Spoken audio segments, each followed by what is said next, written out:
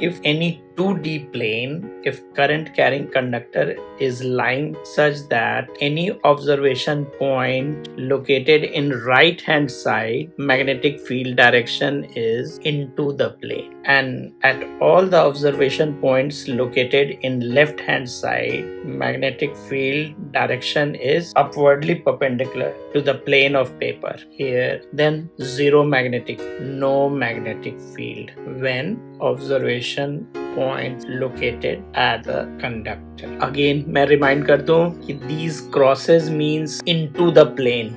Wherever straight conductor or any type of current carrying conductor exists in surrounding magnetic field will be present in the form of magnetic field line. But what it talks about, the small field due to a current element vector. Small field मतलब dB and current element ideal vector. अब हम लोग diagram में समझेंगे.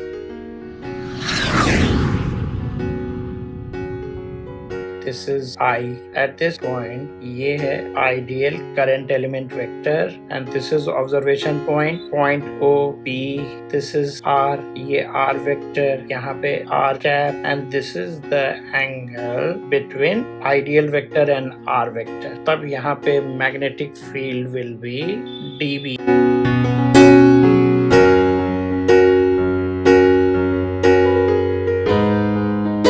इनका direction होना चाहिए into the plane. हमने ऐसे 3D डायग्राम में दिखा रखा है but it is into the plane like this because this is into the plane. Right hand side पढ़ रहा है तो right hand side into the plane. तब बायट-सवार्ट लॉ के स्टेटमेंट में ये बात कही गई है, मतलब magnetic field dB sine of the angle between both the vectors ideal and R vector combining this is constant of proportionality tesla metre per ampere. ये बायट-सवार्ट लॉ का फॉर्मूला है. Tesla, gauss, CGS. लेकिन बायट-सवार्ट law का application क्या क्या है, तो कैसे कैसे जगह हमें इनका यूज करके उस तरह के सिचुएशन के लिए हम मैग्नेटिक फील्ड मालूम कर पाते हैं. Application, straight conductor, circular coil. So these are the 3 applications. In these 3 situations we are going to find the expression for magnetic field induction. हम लोग स्टार्ट करते हैं डायग्राम से. This is I, this is observation point A, horizontal distance P.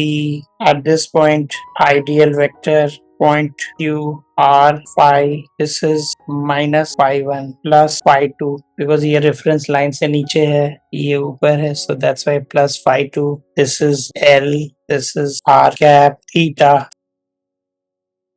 Now, special cases. One is infinitely long conductor and the other is semi-infinite wire. Phi 1 is equal to phi 2 is equal to 90 degree. Hence, D is mu naught by 4 pi semi-infinite. Infinitely long मतलब दोनों तरफ से infinitely long, तो ये angle will be becoming roughly parallel because it is very at far off point. Phi 1 will be tending to 90 degree and this phi 2 will be also tending to 90 degree. But in second situation, semi-infinite, infinite end will be again phi 90 degree. So phi 1 is 90 degree and phi 2 will be 0 degree because situation would be like phi 1 is 90 degree but this phi 2 is 0 degree because observation point is very close to finite end. Assumption, observation point is very close to finite end, therefore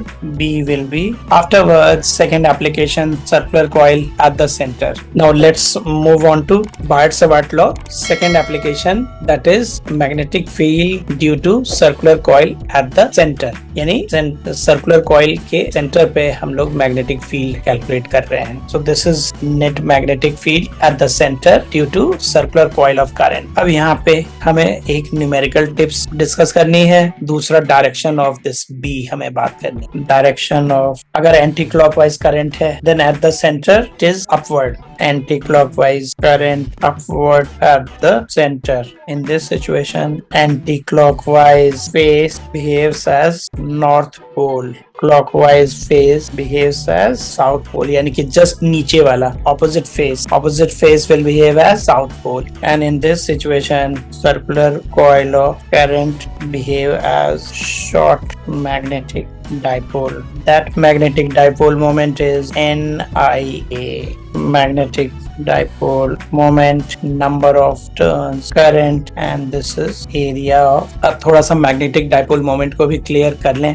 ये bar magnet है. Magnetic dipole moment 2L south pole strength QM ampere metre, north pole QM ampere metre. M is 2L QM. Magnetic dipole moment ampere meter square and QM is pole strength. हमने पहले ही बात कर लिया, तो इस तरीके से magnetic dipole moment वाली clarity भी मिल गई. Now anything more is left. There is one numerical tips to discuss. Is that before starting with few numericals, suppose this is current I, ये eta है, this is R, then at the center magnetic field B is mu naught by 4 pi I by R theta. Magnetic field due to circular coil current at the axis. Let's see how about the diagram. At this topmost point, we are going to consider infinitely small length, that means current element vector, ideal vector. This is R O X P X axis X square plus R square. Okay? This is phi.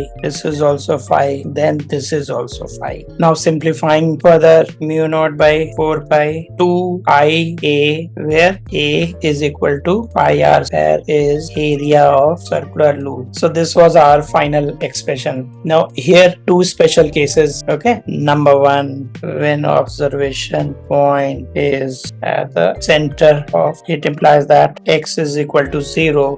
Therefore B is mu naught by 4 pi 2 I A 0 plus R square 3 by 2 mu naught by 4 by 2 I, this time R cube. One R will be left in denominator, 2 pi I by R. And very interestingly, now you have reached previous result, circular coil at the center wala same result. Obviously it is same situation. We are obtaining B equals mu naught by 4 pi 2 pi I by R. So this is very much common to expect. But now another one is very interesting. Case 2, when observation point is located at very far off point, that is X is very large as compared to R. It implies that R is negligibly 0. Therefore B equals mu naught by 4 pi 2 IA X square plus 0 3 by. Now this time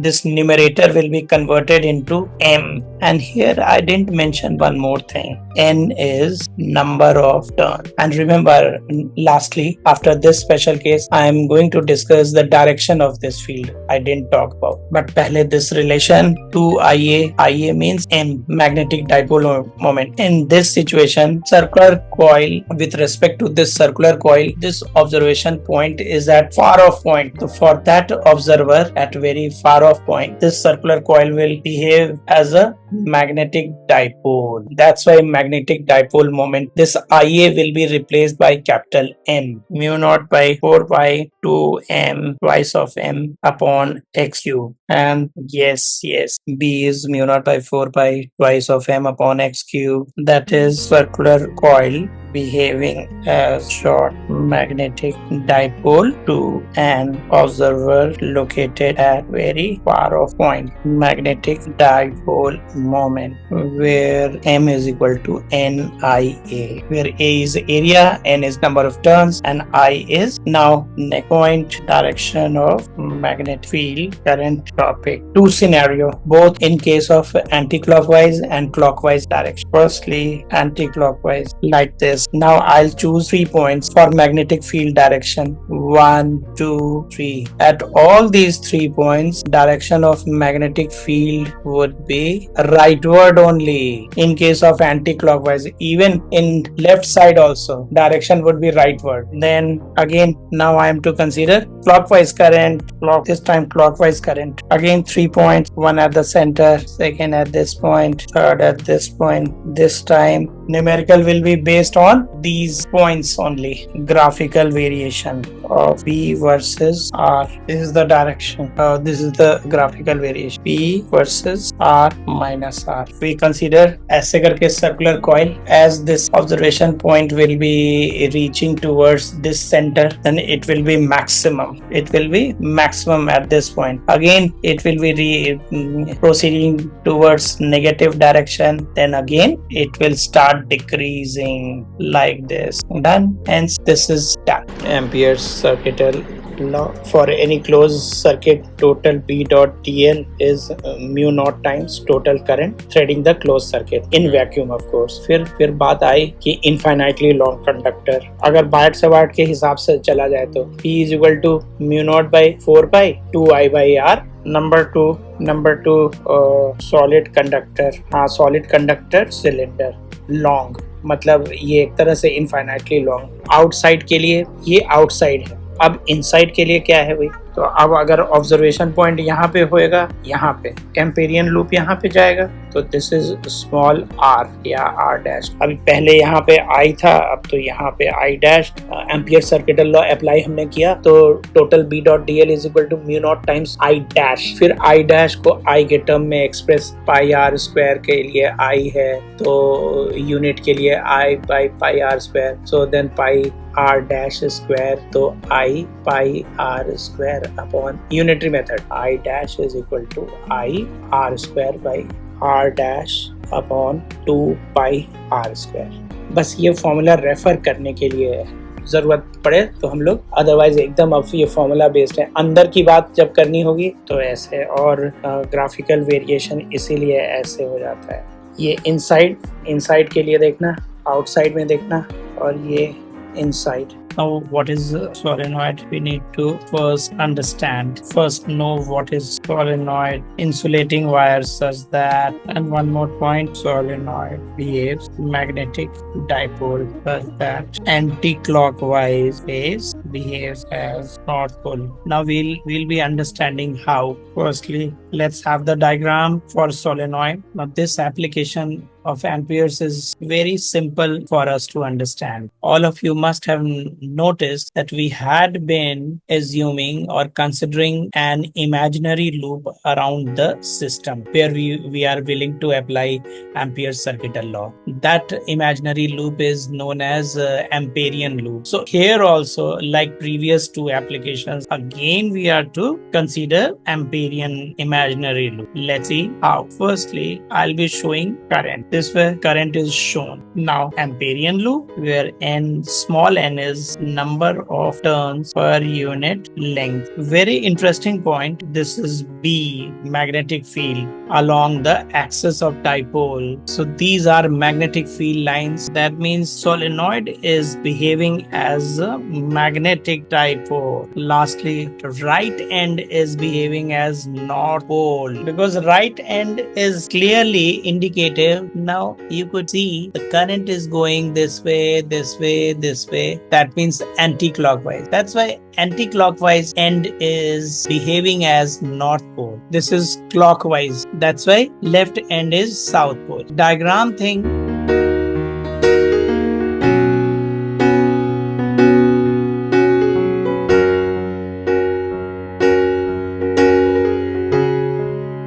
We have therefore from equations 1, 2 and 3, we have BL is equal to mu naught NLI.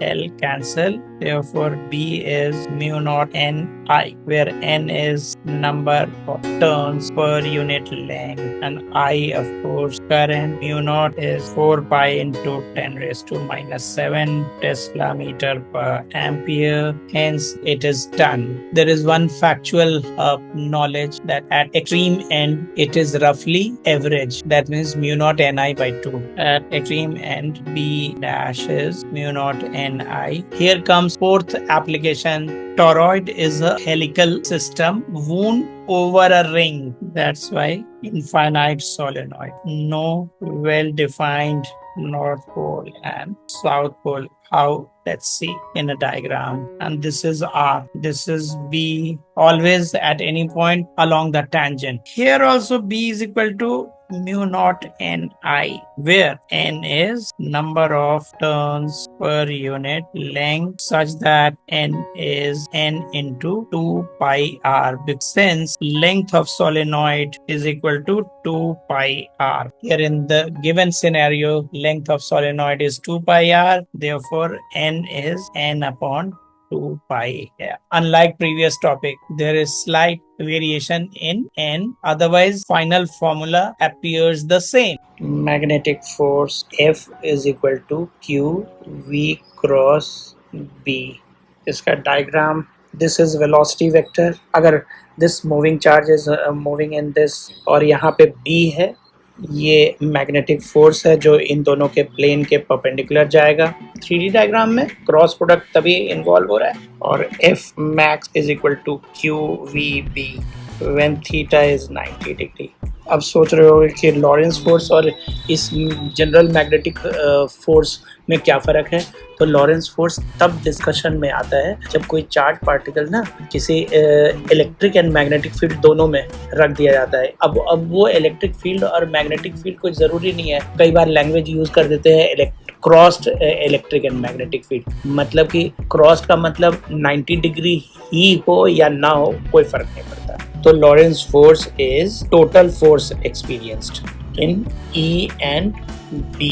तो net force चाहिए, यानी कि हमें वहाँ पे this part is electric force and this part is magnetic force. अब लेकिन इनका स्पेशल केस बड़ा ही इम्पोर्टेंट है. स्पेशल केस जब ये EVB, दैट मीन्स नंबर 1 सीधा यानी V क्रॉस B 0 हो जाएगा, बिकॉज ये V क्रॉस B मतलब ये यहाँ पे साइन थीटा आएगा तो साइन 0 इज 0, मतलब ये वाला पूरा factor magnetic force will be 0. तब in that case total F net is QE. It implies that F is equal to MA QE, so therefore QE upon M. तब यानी कि particle will be moving with constant acceleration. और जब ये तीनों vector V E B mutually perpendicular हो तो तब नेट फोर्स 0 हो जाता है, अनडेविएटेड इन स्ट्रेट लाइन. ये की वर्ड्स हैं. नेट फोर्स 0 यानी कि QE is equal to QVB, so V is equal to E upon B. Numerical and conceptual question या MCQs में यही सब रिजल्ट है जिसकी ज़रूरत होती है, and hence it is done. एक आगे टॉपिक है, बट वेलोसिटी सिलेक्टर जो है एक टॉपिक है. ये देखो, velocity selector is practical application. अगर यहाँ पे देखना, ये देखो, ये चार्ज पार्टिकल ऐसे, अभी तो यहाँ पे इलेक्ट्रॉन दे रखा है, electron is going this way, तो यानी कि करंट का डायरेक्शन ऐसे है. अब फ्लेमिंग्स लेफ्ट हैंड रूल अगर हम अप्लाई करें तो करंट मैग्नेटिक फील्ड तो यानी कि मैग्नेटिक फोर्स ऐसे है, यानी कि इस प्लेट के तरफ इन दिस पेज नॉर्थवर्ड और इलेक्ट्रॉन के वजह से ये ऐसे जा रहा है, यानी कि पॉजिटिव प्लेट की तरफ, यानी कि electric force is this way. तो electric force and magnetic force ने एक दूसरे को बैलेंस किया, कैंसिल किया, और particle will be moving across this slit undeviated, undeflected, straight line path. और इसी एक्सपेरिमेंट से जे थॉमसन ने charge to mass ratio electron का निकाला था. This is very much significant in early development of physics and nuclear physics particularly. And इसके basis पर फिर मिलिकन ने ऑयल ड्रॉप एक्सपेरिमेंट ने के जरिए वो इलेक्ट्रॉन का चार्ज मालूम कर लिया. Motion of charge particle in uniform B. अब चार्ज पार्टिकल अगर ऐसे करके जा रहा है, यानी कि this is V plus Q, तो यानी कि this is current. Again by applying Fleming's left hand rule, current, magnetic field, then force is in this direction from Fleming's left hand rule. That means ये अंदर घुसते ही ऐसे turn करेगा circular motion के लिए. तो ये टर्न होने का, ये हम लोग फोर्स के डायरेक्शन में टर्न करना है. और इसका रेडियस क्या होगा, तो दिस रेडियस, तो डायरेक्शन भी हमने पता कर लिया, और circular motion, therefore R is mv upon qb. ये बेसिक फंडामेंटल ही है. इसे एकदम हर जगह ब्लाइंडली फॉलो करना होता है, हर जगह ब्लाइंडली फॉलो करना होता है. और ये तो जब परपेंडिकुलर है तब. This is helical motion. अगर जरा सा भी 90 डिग्री से, अगर ये 90 डिग्री पे होता, सेम वही वाली सिचुएशन, अगर ये 90 डिग्री में होता, ये इधर B है, तो B के अराउंड, B एक्सिस के अराउंड, मैंने बोला अराउंड B एक्सिस, तब तो फिर सेम वही चीज ऐसे हो रहा होता YZ प्लेन में, सर्कुलर मोशन। बट नाउ अब लेकिन 90 डिग्री से कम हो चुका है, एक्यूट एंगल है, नहीं तो ये 90 डिग्री होता तो यही होता। तो अब ये काम अब V cos theta and V sin theta हो रहा है। So now here comes force between two parallel straight conductors. Force between two straight conductors लेने पड़ते हैं। I1 के वजह से B1 into the plane, I2 के वजह से B2 out of the plane at point P।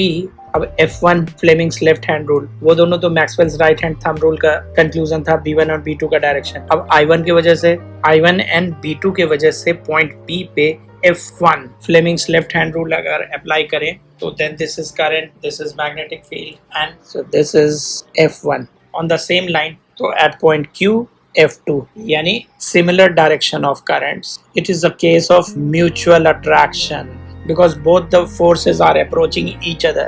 F by L is for length of conductor, यानी कि force per unit length है इसका dimension. That's why Newton per meter. Opposite directions of current, mutual repulsion. वो भी diagram से दिखा देता हूँ। डायरेक्शन देख लेते हैं। B1 into the plane, I2 के वजह से B2 भी into the plane।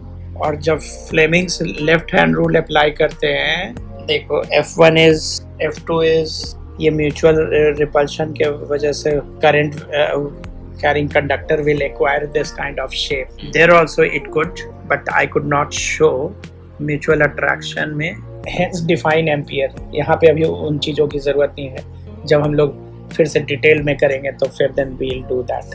इन दोनों के बीच में म्यूचुअल अट्रैक्शन, बट इन दोनों के बीच में म्यूचुअल रिपल्शन, तो नेट फोर्स निकल जाएगा। और ये जो परपेंडिकुलर डायरेक्शन वाले ब्रांच है उन पे no force. Magnetic torque experienced by rectangular loop of current when kept in uniform magnetic field. Axis of rotation, ये करंट वो हम लोग डेरिवेशन में दिखाते हैं कि हर ब्रांच पे F1, F2, F3, F4 लगेगा। ये दोनों पेयर कैसे करके दोनों एक दूसरे को कैंसिल कर देते हैं, but this pair will be constituting torque. क्यों?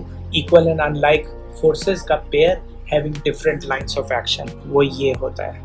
L और B इसलिए दिखाया गया है because area is length into B। पहले तो मैं सीधा टॉर्क का एक्सप्रेशन लिखूं और यहाँ पे टॉप व्यू भी दिखाते हैं, ILB, दोनों के बीच में B cos थीटा, और यहाँ पे theta plus alpha is 90 degree. ये magnetic dipole moment of the loop है। Torque experiences either force into perpendicular distance between parallel forces. ऐसे करके हम लोग डेरिवेशन की ओर बढ़ते हैं। Directly I am reaching to the conclusion that tau is NIAB sin alpha, and sin alpha is equal to cos theta as well. NIA is MB. It implies that tau is M cross B, where N is number of turns. Tau max is NIAB is equal to MB only when alpha is 90 degree or theta is 0 degree। और ये जो maximum torque है, this maximum torque is there in radial magnetic field. Radial magnetic field अब यहाँ पे आएगा moving coil galvanometer. ये जो ऐसा वाला कर्व मैग्नेट है ना, और ये जो टॉप व्यू है n नंबर ऑफ टर्न्स का रेक्टेंगुलर लूप का, उसके अंदर में सिलिंड्रिकल सॉफ्ट आयरन कोर है। तो सॉफ्ट आयरन कोर ही क्यों है उसका भी रीज़न बता रहा हूँ, क्योंकि उसका म्यू आर मैक्सिमम है। वहाँ पे हम लोग सॉफ्ट आयरन कोर इसलिए यूज़ करते हैं। गैल्वेनोमीटर है, मूविंग कॉइल हो या कैसा भी galvanometer, it is for checking और detecting the presence of current in terms of milli ampere और माइक्रो एम्पियर। उसके लिए हमारा गैल्वेनोमीटर बड़ा सेंसिटिव होना चाहिए। सेंसिटिव तब होगा यानी कि लेसर से लेसर करंट के प्रेजेंस में भी वो डिफ्लेक्शन फक से शो करे, यानी टॉर्क बहुत ज़्यादा लगे। टॉर्क लगने के लिए torque is depending upon BI AN। तो जो चीज़ें हमारे कंट्रोल में पहले से ही था या नहीं है, I और A को यहाँ पे कंसिडर नहीं, for any given current, for any given cross sectional area and for any given number of turns. अब B पे डिपेंड कर रहा है, तो B ज़्यादा होगा सॉफ्ट आयरन कोर की वजह से, क्योंकि वो मैग्नेटिक फील्ड लाइंस एब्जॉर्ब करके उस रीजन में मैग्नेटिक फील्ड बढ़ा देगा। फिर उसके बाद बात आए कि रेडियल मैग्नेटिक फील्ड, ऐसे वाले कर्व मैग्नेट की वजह से ये मैग्नेटिक फील्ड लाइंस तो ऐसे करके यूं जाएगी, तो मैग्नेटिक फील्ड एनर्जी तो की सेविंग हो गई ना। और इसी बहाने ये टॉप व्यू में ही क्लियर दिख रहा है कि ये प्लेन ऑफ कॉइल, तो बी और magnetic field lines is passing across the plane of, तो इस वजह से theta is 0, clearly visible here theta is 0 और alpha is 90 degree, therefore tau max। तो मूविंग कॉइल गैल्वेनोमीटर को भी हमने समझ लिया, ये पॉइंटर घूमता है।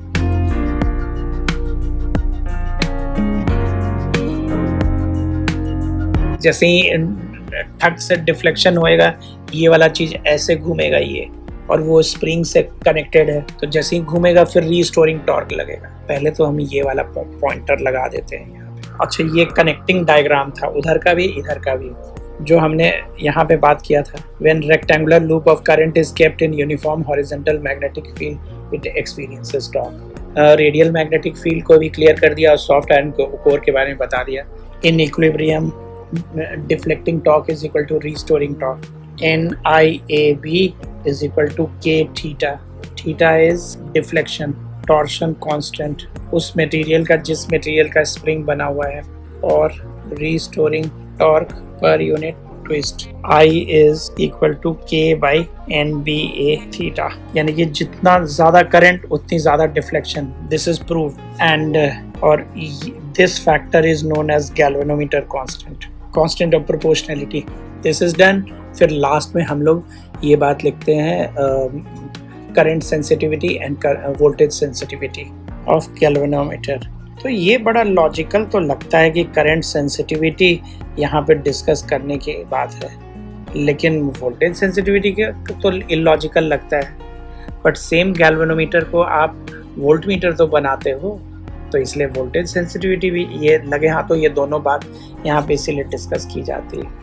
IS is theta per unit I, radian पर एम्पियर, थीटा बाई I यानी NBA upon K।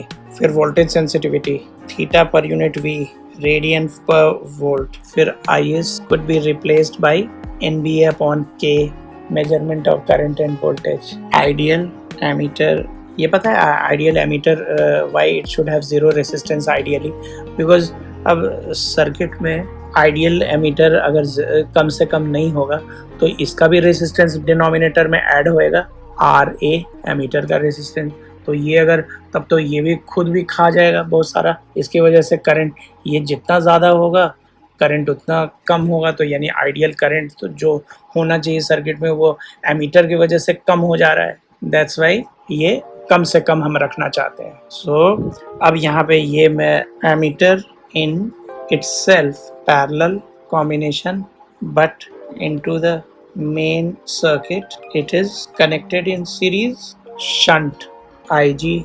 I is ammeter reading।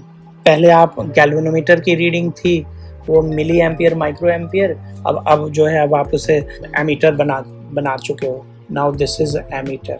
Parallel में potential difference remain same, IG into G is equal to, therefore S is, and finally we have reached into last topic, अब voltmeter, ideal voltmeter, infinite resistance।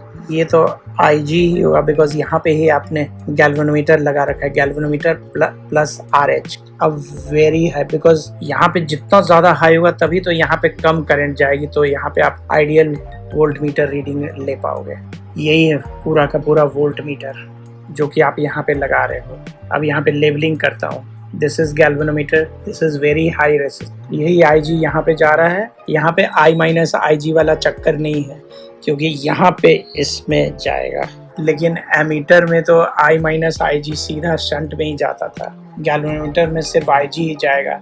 तो यहाँ पे तो galvanometer ही पूरा volt meter है, इसलिए आई जी जा रहा है। This is volt meter reading V is equal to Ig upon RH is equal to very high resistance connected in series. Voltmeter in itself series combination into the connected in parallel, वो तो हमने देख ही लिया, जबकि वहाँ पे उल्टा हो रहा था. In itself it is parallel combination, but into the main cell, and hence it is done. Thanks a lot for viewing. We have covered. See you in next video. All the best, my dear students and friends.